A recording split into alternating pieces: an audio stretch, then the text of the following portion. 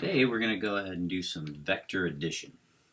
And first of all, if you take a look, we've got vector A, B, and C. We're going to go ahead and end up drawing vector A, which as you can see I drew out here, which was 12 centimeters. Right? Use my ruler.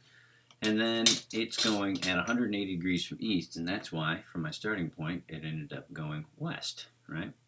Then I had to draw my vector B, which was 4 centimeters at 315 degrees from east. So I put my protractor right here at the end of vector A, and I can see that I get 180 degrees from east. But I need to go 315, right? How am I going to go ahead and get the rest of that? Well, I go ahead and I flip it over, and when I flip it over, well, we still don't see 315, right? So you have to take 315 minus the original 180 to get 135.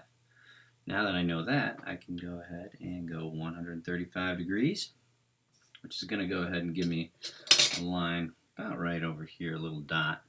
And then I use my ruler, and I'm going to go ahead and go from the tip of vector A and go 4 centimeters, right towards that little dot that I had made. Now, I'm going to go ahead and I labeled it as vector B.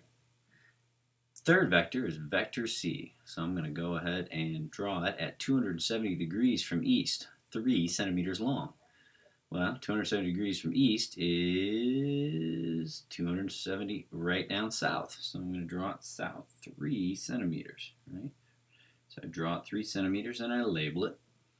Then I go ahead and I end up measuring the length from where I started, right, up here, to where I ended, down here. And when I measure it, it comes out to be about 10.8 centimeters long for this red resultant. So I put a big R for resultant, and I put 10.8 centimeters long as the magnitude.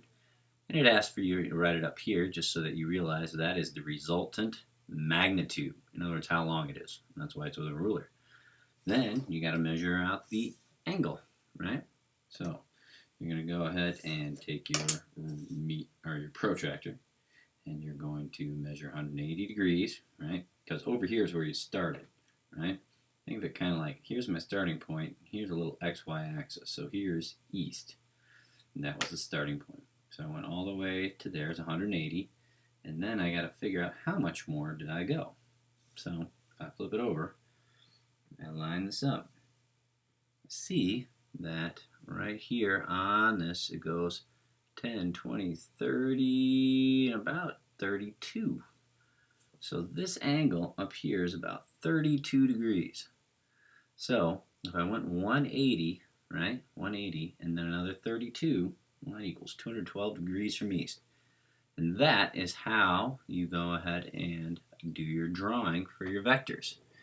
Interestingly enough, if I had done these same 3 vectors but in a different order, let's say I had drawn B, then A, then C, I would get the exact same resultant.